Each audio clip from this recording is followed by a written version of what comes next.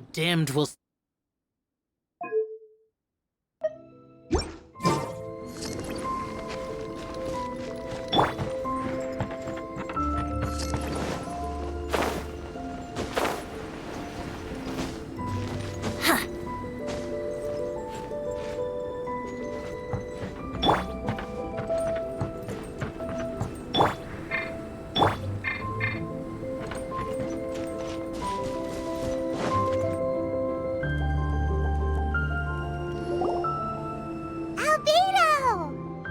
Traveler, Paimon.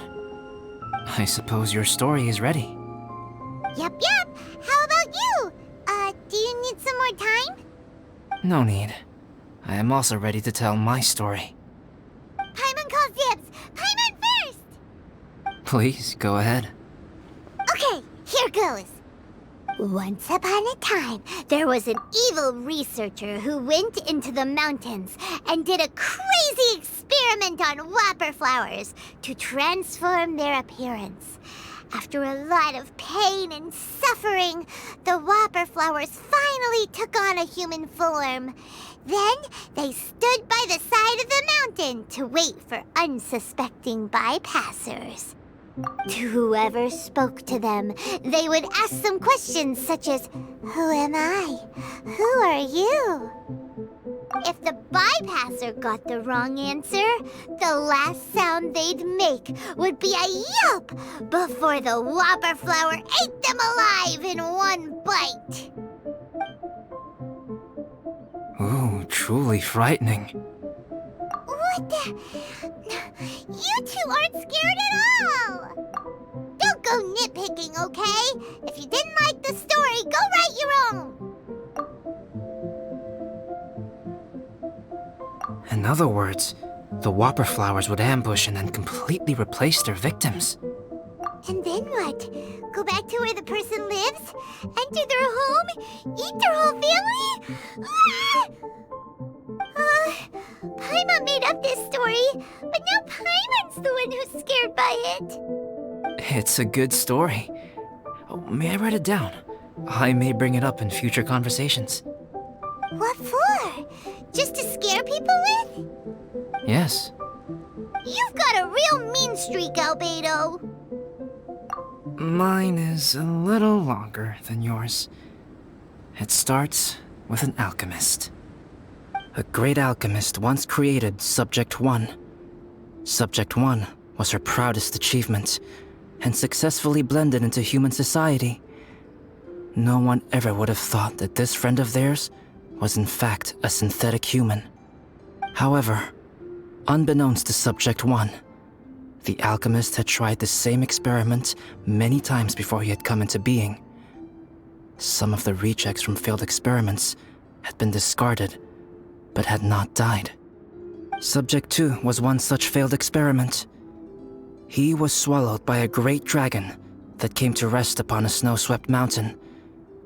Many years later, he was resurrected by the dragon's mysterious power. He saw all kinds of people on the mountain, including Subject 1, who had somehow miraculously blended in among them. Never in Subject 2's wildest imagination had he thought it possible for experimental life forms such as they to deceive everyone so successfully. He saw the way humans accepted Subject 1 as a friend, witnessed their affection as they addressed him by name. This was what Subject 2 wanted. Now, all that Subject 2 desired was to replace Subject 1 and take the joy of his existence for himself. This is giving Paimon the chills. So scary. Subject 2 began to unfold his plan. He stole Subject 1's books and notes, and studied all that Subject 1 had learned from the alchemist. Subject 2 was highly intelligent, and he learned quickly. He changed his face into an exact replica of Subject 1's face. Then, he found a plant with mimicry capabilities, and transformed it using dragon blood and alchemy. And so, not only did Subject 2 transform his own appearance to perfectly match that of Subject 1, he also created a third entity Subject 3. What? There's 3 of them now? But Subject 2 wanted to become a perfected human. So, he erased a mark on both his and Subject 3's necks. For these marks were symbols of imperfection. In my view, it was probably a subconscious act, an instinct. He so desperately craved to become a perfect human being that he forgot something. Human beings are defined by their flaws. Subject 2's plan was meticulously crafted. Subject 3 would draw Subject 1's attention. After Subject 1 disposed of Subject 3, he would assume the threat had now disappeared and would let his guard down. The next moment that Subject 1 was alone, Subject 2 would make his move. He would eliminate Subject 1 and become the only one remaining. He would secretly replace the Subject 1 of everyone's memories and inherit his identity, residence, clothing, sword, name, and friends. People would have no idea that the individual they knew had become somebody else from one day to the next. This is way too scary. Paimon's never gonna be able to trust anyone again. But just before Subject 2 could carry out his plan, a unique stranger entered the mix. Subject 2 tried to make contact with this person, but found that they could somehow sense he was different from Subject 1. What's wrong? Are you scared? What happened then? What happened to the stranger? He became a new stage in Subject 2's plan. One more person that Subject 2 had to dispose of. It's as if there were 3 identical roses in a garden. Only one of the 3 was a fine specimen, while the other 2 were defective specimens that bore poisonous thorns. In all the world, only the gardener who tended to them could tell which was the good specimen. People do not like poisonous plants. Only a perfect rose can fetch a high price. If the inferior specimens wanted to conceal the fact of their worthlessness, they would have to take the gardener out of the picture, using their poisonous thorns. This is exactly what Subject 2 was thinking. So, he hid in the shadows and waited patiently. Maybe soon, he would get his chance to become truly human.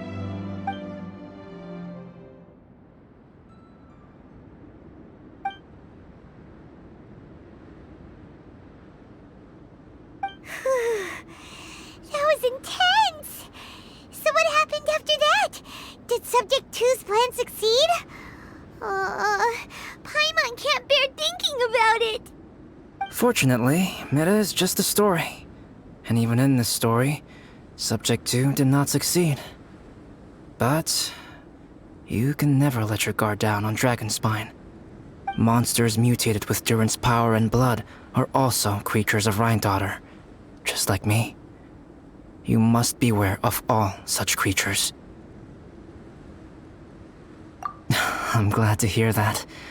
It's okay. I know what I am.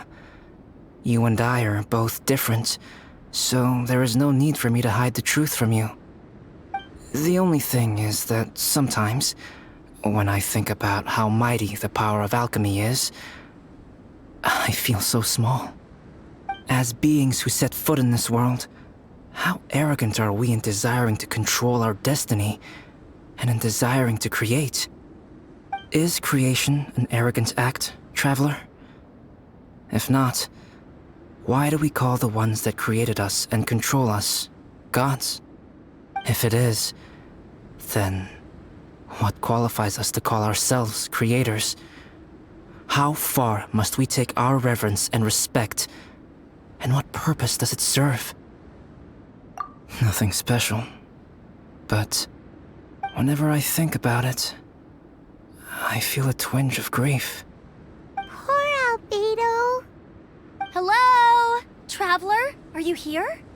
Hey, is that Amber? Thought we might find you here. We're here to deliver a message from Cyrus. There's gonna be a big event down at the base camp, and they want you there too, Traveler. Winter camp is nearing its end. Apparently, even provisional instructors are required to attend. Looks like we need to go, Albedo. Bye for now. Then I won't keep you. I have some things to attend to here, so forgive me for not seeing you down. Don't worry about it. There have been no issues getting up and down the mountain recently. Is everyone ready? Let's not keep them waiting.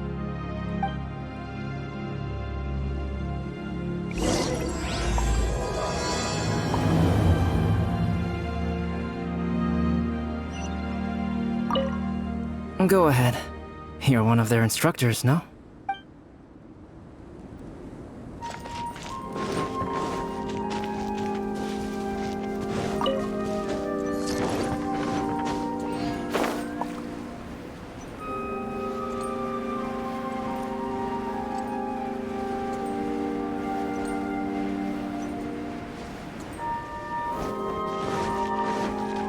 Come into being!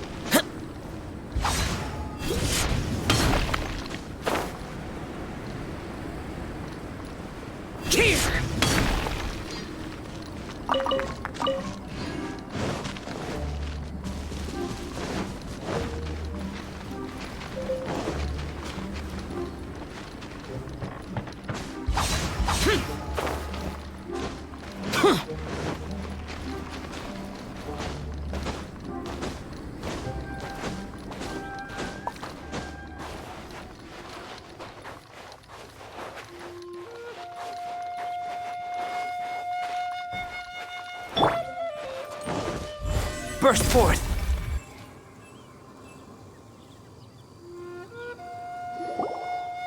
Huh? Who is this guy? Allow me to introduce Yozerv. He's Joel's father. Dad, this is that traveler I was telling you about. The traveler's helped me out loads in the past, and this time we even built a snowman together. Joel has told me everything about you. I can't thank you enough. Wow, this is amazing! Wait a second. Why is Cyrus discreetly wiping tears away? And what is Pallid doing here? Pallid is the hero of the hour this time. Go on, Pallid. Tell us what happened in your own words. Okay. The weather was fine on that fateful day, and I had a feeling that Lady Luck was smiling down on me. So I trusted my gut and set off to explore somewhere new, somewhere dangerous. Because where there is great danger, there is also great treasure. Why does this sound so hard to believe? But I had only been away from the group for a short while when I fell down a slope and just started rolling. Uh-oh. Did my bad luck rub off on him when we ran into each other on the mountain? The place I fell to was somewhere I didn't recognize, and I'd sustained a few injuries. I remember thinking to myself, this is the worst luck I've ever had in my whole life. Then I met Yozerv. He'd heard the sound of me falling and came out to see what was going on. Huh? Wow, so it was completely by chance then. I thought he must have been someone from the Adventurers Guild here for the event, but after a few words of conversation, it was clear that he was having memory problems. He didn't even know his own name. The temperature was freezing, and there was no time to deal with all that there and then, so I convinced him to come back to the camp with me and figure everything else out after we got there. We got back to the camp, ran into Joel, and the moment he saw him, he froze for a second with this completely stunned expression on his face, and then he started crying out, "Dad! Dad!" That's when Yozerv suddenly started to remember. My memory has still not fully recovered, but Joel and his mother, they are the only ones that I will not, no, that I cannot forget. Daddy. Daddy's right here, Joel. Daddy's right here. Yozerf, don't you remember anything else at all? The poor princess, feeding the foxes? I'm sorry. I have no recollection. Maybe it's because of the head trauma. I'm not sure. I woke up and found myself covered in blood. My things were gone, and there was nothing to indicate who I was or how I got there. I crawled into a cave and settled in for a slow recovery. After my legs and feet were a little better, my hunting skills were what kept me alive. Dad, I was so worried about you. I'm all right now, Joel. Oh, don't cry. Daddy's not going anywhere. I'm here to stay. Oh, this is good. This is good. You know what, though? I definitely think my luck got worse after running into Benin on that mountain. I knew it. I just... No. I just meant if it weren't for you, there's no way I ever would have run into Yozerv on a mountain this huge. Besides, we got back safely, didn't we? So don't blame yourself. Maybe sometimes miracles can only happen when you get just unlucky enough. Pallid. When did you become such a smooth talker, huh? Huh? Am I? I was just telling the truth. Oh, yeah. I want to say thank you to the Traveler, Uncle Cyrus, Auntie Eula, and Auntie Amber. Thanks, everyone. You all helped look after me, and I will always remember it. But I guess I can't take the snowman with me, or it'll melt once it leaves Dragonspine. It's such a shame. Oh, I can help with that. One moment. Huh? Eula? Here, take this. It's powdered rime. Just add it to your snowman, and it will never melt. Wow! Really? Oh, this is awesome! You're the best, Auntie Eula! Dad, I have an unmeltable snowman now! How cool is that? How can I ever repay you all? Thank you all. Thank you from the bottom of my heart. Dad, I want to go move the snowman. Can we do it now, please? Okay, I'll be leaving with Joel now. I'm sure I'll see you all another day.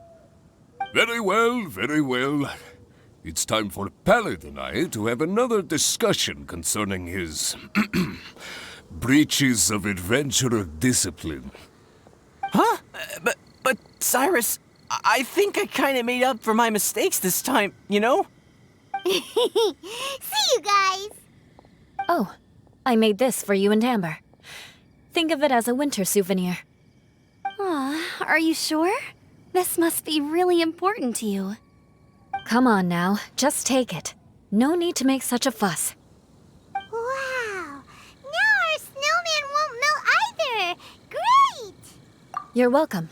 Just keep it, that's all I ask. Amber and I have some business to attend to now. See you later. See you! Everyone's gone. Seems like they've all got their own stuff to do now. Oh!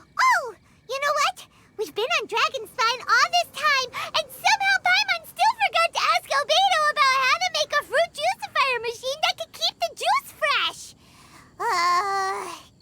Maybe we should try Timaeus again. He does seem pretty eager to please after all.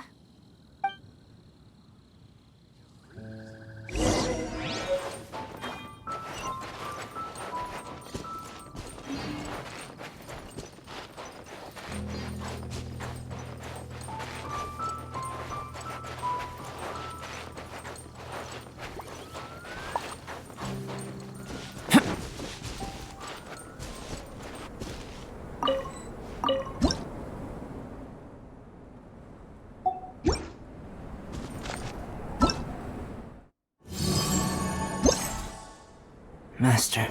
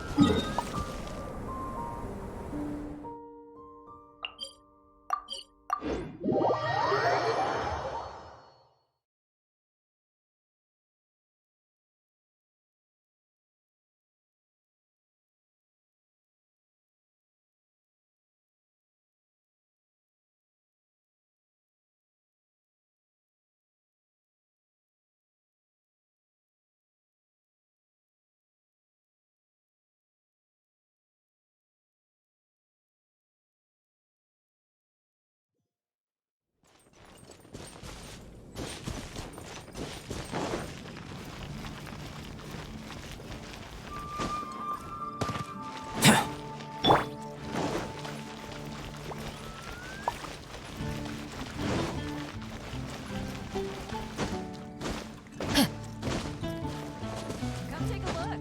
There will definitely be something. Get out of here! Welcome. How can I help you?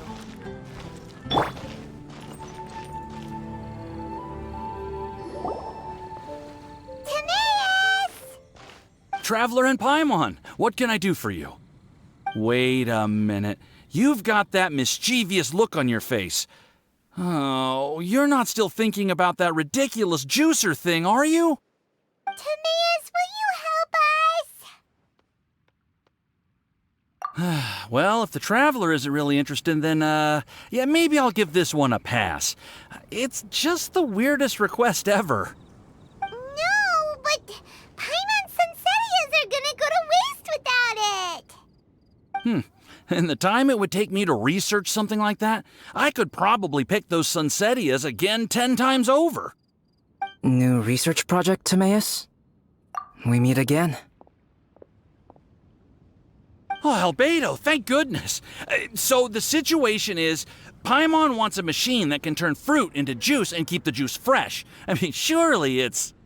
Majorly important, that's what it is. If you can manage to invent this, we'll never have to worry about fruit going bad ever again. That's impossible.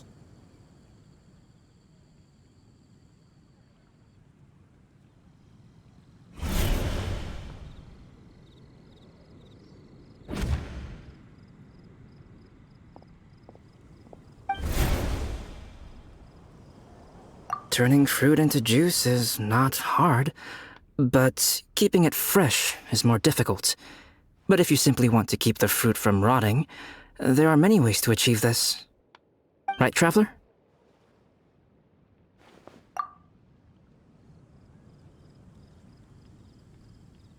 What about his neck? What's wrong? Is there something on my neck? From the look on your face, it's as if you thought I just played a practical joke on you that was in exceedingly poor taste.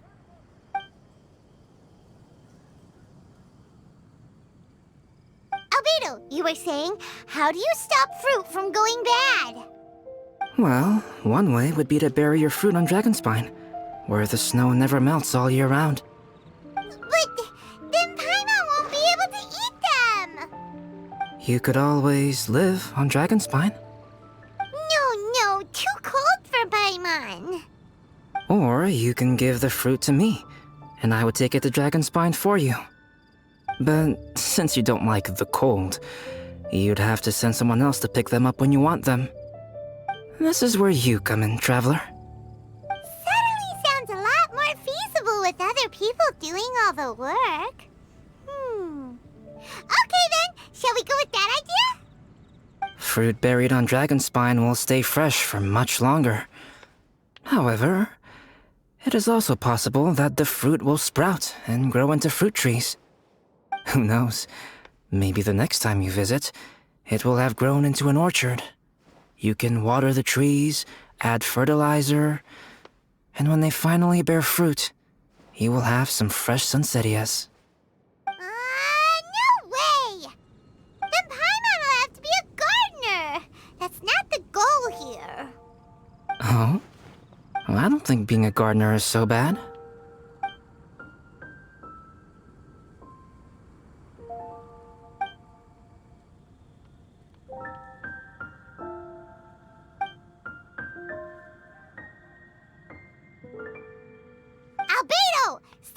to get your hands on Paimon's super sweet Senserias!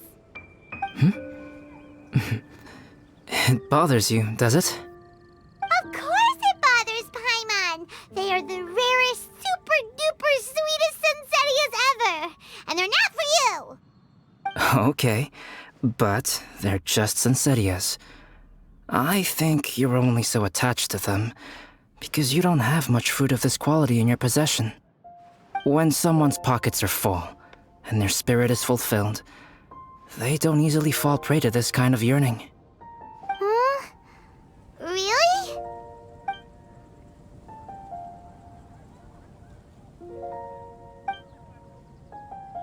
Prosperous commercial for it.